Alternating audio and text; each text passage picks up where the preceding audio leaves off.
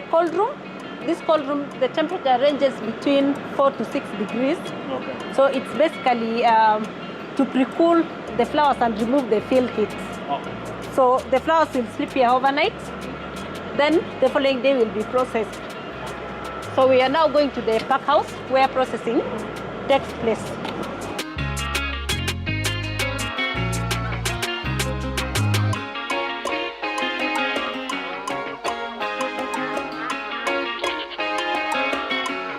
So once the flowers have been harvested, transported to the receiving area, the flowers will be checked.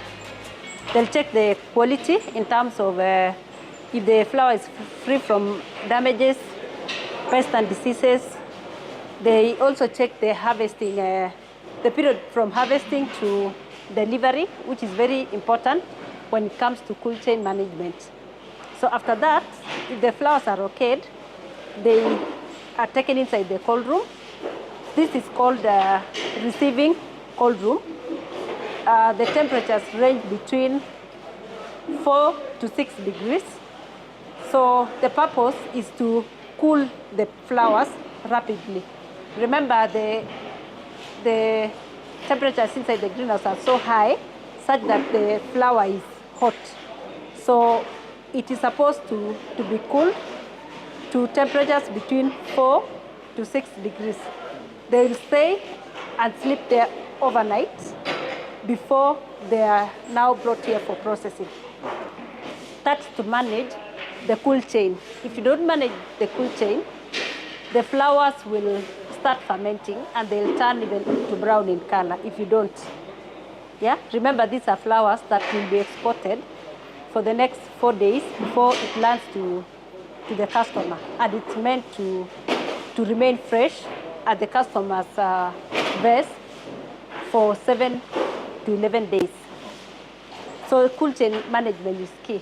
Okay.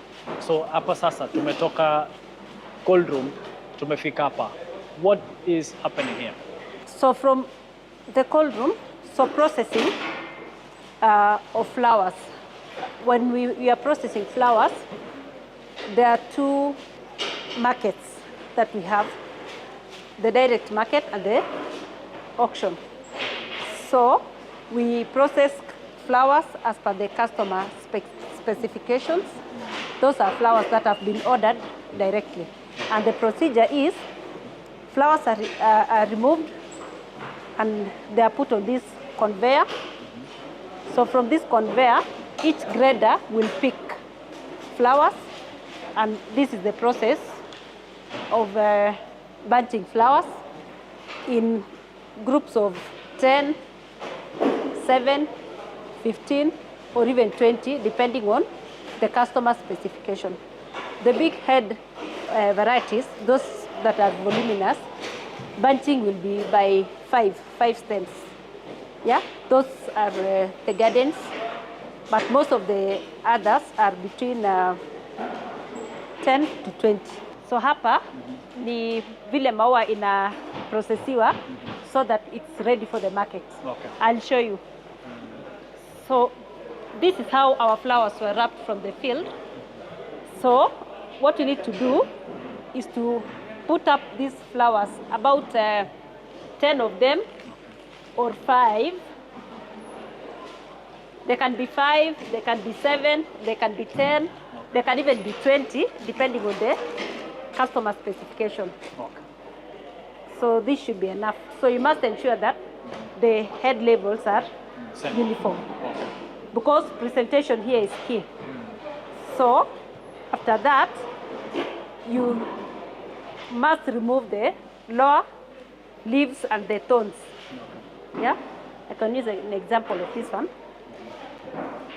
like this. Okay. So after that, this you wrap with a craft paper. After wrapping with the craft paper, you staple. This is just a staple pin. Then you put the sleeve like this, and our bunch is ready for the market. This is a bunch of 10 stems.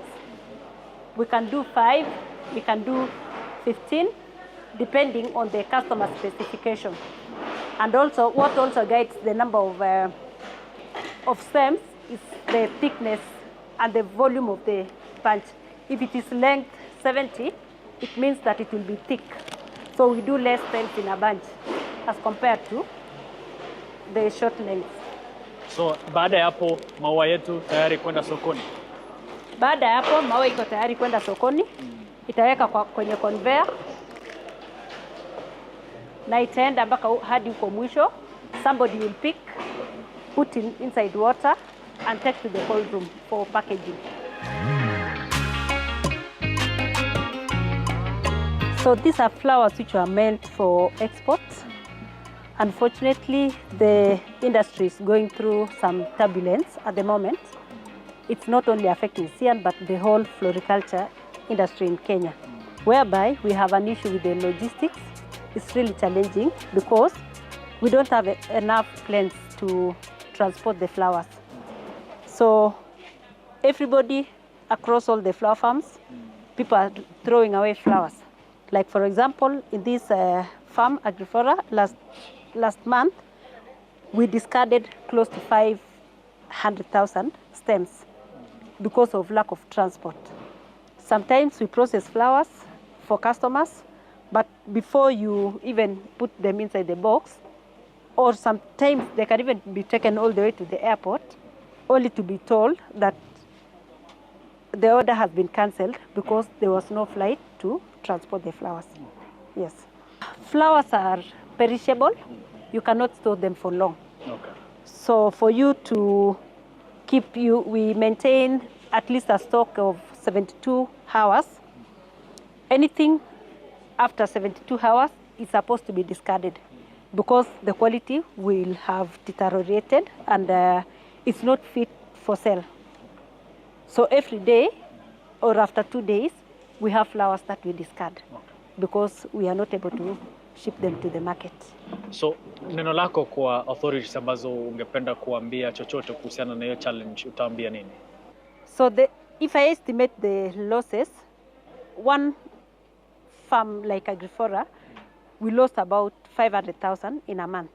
So for the CIAN group, which is composed of 4 farms, if you can estimate, it is more than 1 million, close to 2 million per month losses. So what I'm just saying is that if this continues, really the future of floriculture industry in Kenya may really go down.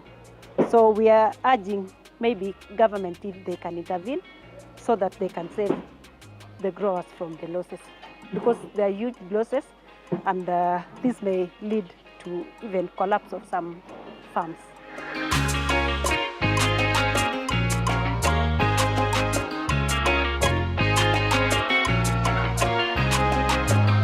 Kenya's gold.